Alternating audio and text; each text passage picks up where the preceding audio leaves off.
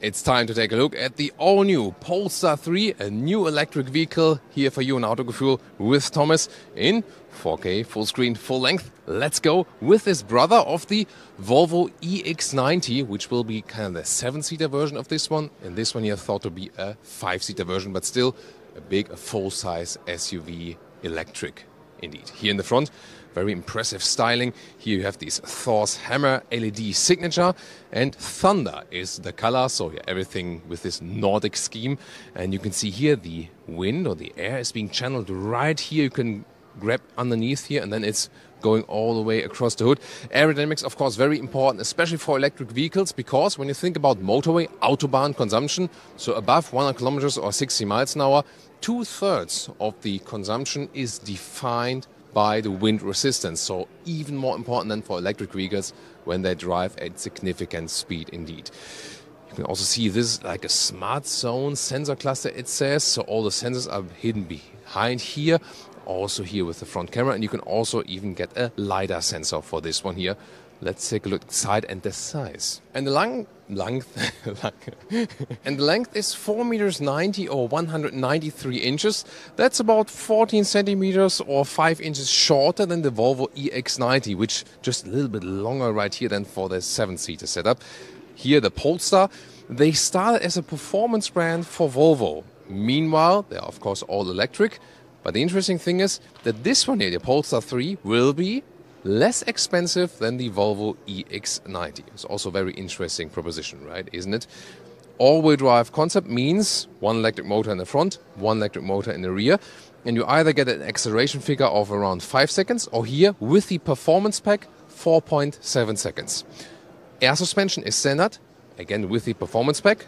This vehicle is equipped with that one. The air suspension is a little bit stiffer, and you switch from 21-inch to 22-inch wheels, really massive. Wow, there's a very impressive design here. Really like the styling here overall. And in the side profile, sometimes the side mirror seems to be folded in. But that's a visual illusion because they are frameless indeed. And that looks very impressive, a very cool styling once again. Flat window line. So 10 years ago, this used to be a concept car design. Nowadays, it is reality. And then we have the rising shoulder line or hip line right here to form really, really strong hips standing right there to give you that full acceleration.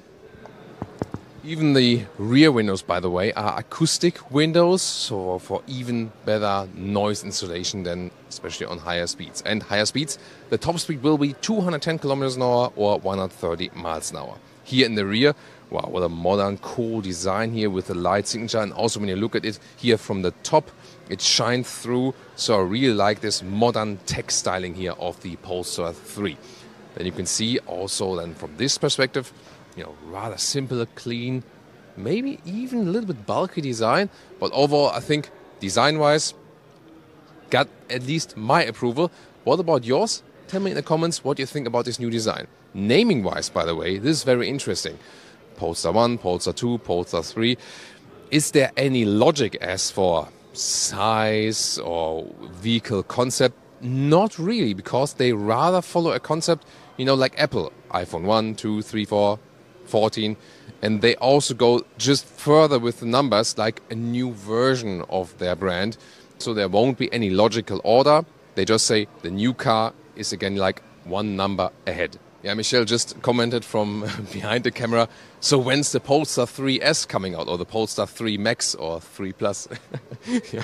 So about battery and charging, the net capacity is 107 kilowatt hours. And what range will we get? Our first estimate is something around 500 kilometers or 300 miles as a realistic figure. Of course, in the driving test, we'll find out more. Recharging up to 250 kilowatt DC. And that's supposed to bring us then state of charge 10 to 80% in around 30 minutes. And they also check the box for bidirectional charging. So V2L, vehicle to load, or V2G, vehicle to grid, will also be possible. Do you see that? This will be a retractable towing hook because it does have some towing capacity. So 3,500 pounds or 2.2 tons. Yeah, it's quite reasonable for an EV. Let's make our way to the interior. Here, the door handles. They also give you some kind of feedback right here. Interesting. Door closing sound.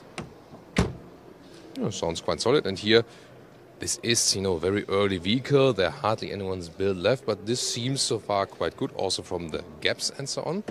Then here on the inside, we have some fabric hues. Very nice integration here, also the Bowers & Wilkins logo. So this is kind of concept car-alike design, but it's not a concept car anymore. That's very interesting, isn't it? Then here also the interior with a clean Scandinavian style. We have the matte or open cell wood here, very nice, and once again fabric, so there are not so many high gloss black areas left. There is on the steering wheel here, however, so this will then be illuminated with the functions, but it does give you some kind of feedback at least. Small digital instruments. Then the seats, they still are somewhat, I would say, Volvo inspired from the seat form. This is here the animal skin spec. However, they also offer as standard the so-called Microtech material, and the Microtech material is very interesting. It's animal free and also not based on any petroleum, but they use pine oil then for that seat together with some more recycled materials. That's very interesting and definitely also a way to go then. Steering wheel will always be animal free, at least that's what they say, and you can be sure when you go for that in the Microtech interior. Seating position here so far, it is kinda narrow, I would say. Also the front windscreen here really flat, so it doesn't give you much view to the outside. This one here definitely, also if you compare it to the Volvo EX90, gives you that sporty approach actually. So from the outside, definitely SUV-alike, but when you look at here on the inside and how the seating position is, definitely feels sportier than it looks from the exterior. The seating comfort from the ergonomics of the seat is actually quite decent. So we know this typical Volvo seating comfort, and that's also the same case here. To me, I think it's also more comfortable than in the Polestar 2. As for the headroom and so on, this seat is at the moment put in the middle position. So this car on the motor show in Brussels is not powered here properly. It's in a demo mode, therefore I cannot lower the seats. Sorry for that, I asked them, it's not possible at this moment. But you can see with 1.89 or 602, even if the seat is in the middle position, there is some headroom left because this one here is a fixed panoramic roof, and that also ensures a lot of headroom. Here, this interior cockpit overview, wow, once again, how clean everything looks. And here, with the matte wood styling, I really love that. And here with the fabric dashboard, sound system, Bowers & Wilkins, once again, very nice design integration. Wow, I really love the cockpit styling. What about you? Tell me in the comments. 14.5 screen here in the vertical layout.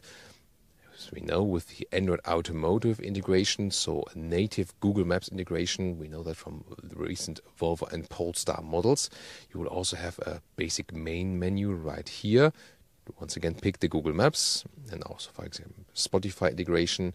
A camera will also feature this drone view from above thing, and it will also have the inbuilt Google Assistant, for example. This once again to go back to the map, and here using that button in the lower part, you can also then stop or start the music with that system. Here this loud and the Spotify looks. As for the temperature unit, it will be placed in the lower part then like this here, or you use it with the voice command, and this then here the levels for steering wheel heating or the heated seats, and also, oh, does it seems to be working parallel, also heating and cooling. Why would you do that? In winter times when when it's cold and at the same time wet, for example. Then here you can see nice realizations for these air vents. So this is like the extended climate control.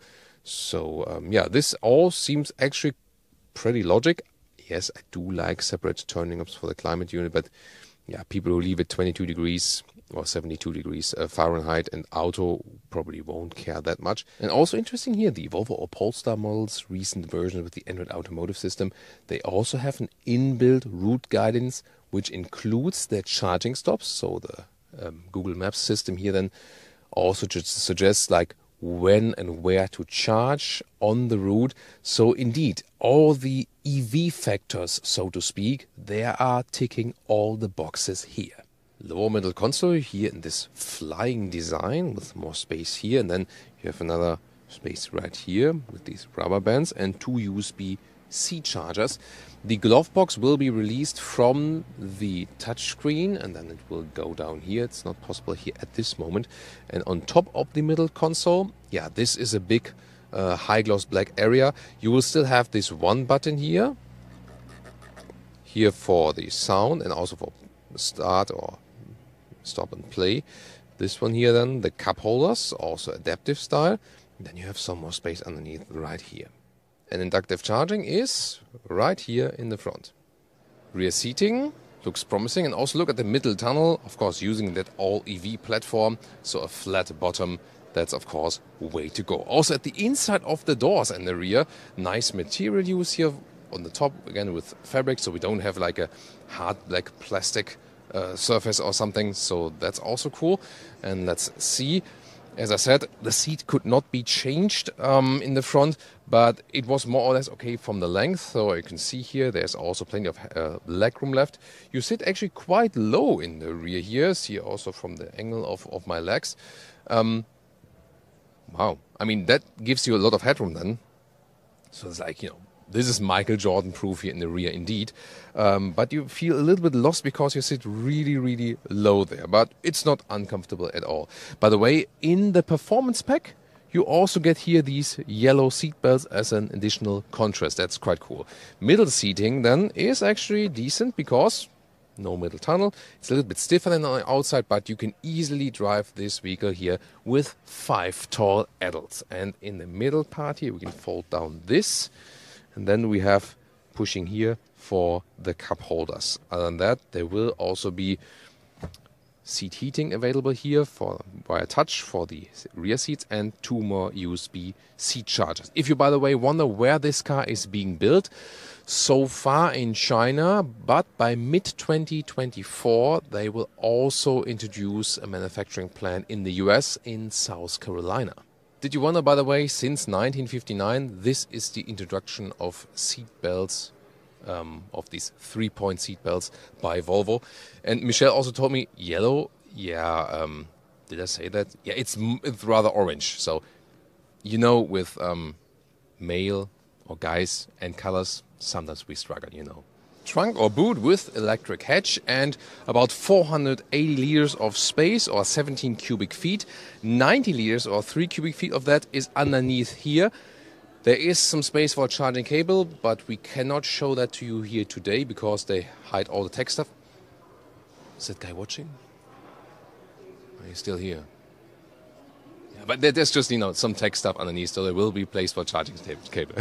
So then 1 meter or 40 inches is the length here of the trunk, and the width here is a little bit more actually than 1 meter or 40 inches. So actually very good dimensions. I already folded 1/2 here of the seat, and here the height is some 65 centimeters or 25 inches, and you can see here this will be also fitted with a cover. And on the other side, on the right side, not sure if you can see it, this one will probably be then, you know, like an element where you can also electronically fold the seats. So here we go, and the total length to the front seats is about 190 meters or 75 inches. And they also thought about a frunk, about 32 liters, so another charging cable or something is also fitting right there. So my verdict is a very hot competitor here in this big EV SUV segment, alongside the Volvo EX90, the, so to speak, internal competition.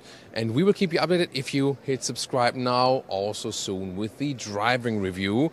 And one of the big competitors is, for example, the BMW iX or the Tesla Model X. Check it out right now.